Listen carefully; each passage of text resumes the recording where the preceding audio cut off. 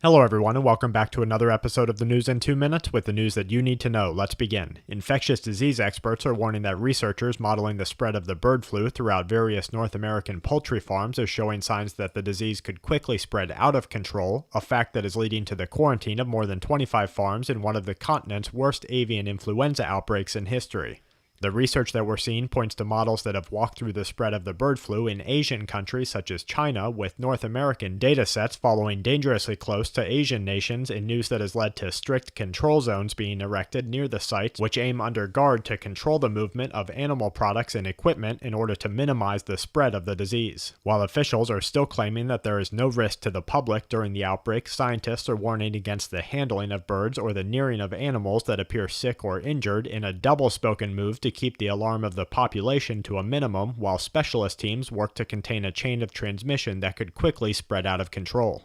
Psychological warfare continues to be a mainstay in the playbook of modern militaries, with news that hackers likely working for or directly under the supervision of the Saudi Arabian military are continuing an attack against official Iranian media outlets, where they are reportedly posting tranches of material that are supportive of the Saudi-led air war against Iranian-backed rebels in Yemen. Officials in Uganda are calling for an international investigation into the spread of the disease known as nodding syndrome, which causes those affected by the neurological disorder to experience seizure-like symptoms, leading researchers with the Center for Disease Control to look for the possibility of insect-borne transmission of a novel virus as the spread of the disease intensifies across the earth. We're seeing reports that riots are continuing in the coastal African sovereign state of Gabon following news that supporters of the government's main opposition are continuing to gather in still growing numbers in the wake of the death of one of their leaders, in a move that sparked unrest across the capital, in which they set fire to at least one embassy building before burning cars and threatening police in the streets of the capital.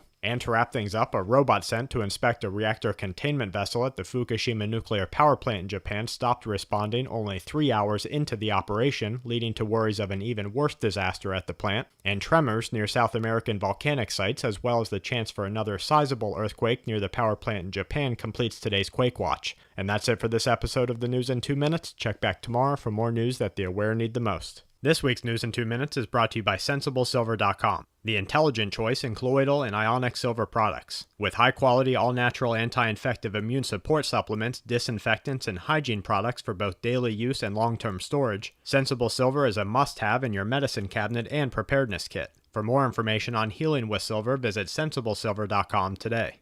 This week's News in 2 Minutes is brought to you by Silver-Investor.com, home of the Morgan Report, a global resource for serious metals investors. Visit Silver-Investor.com and sign up for the highly acclaimed newsletter today.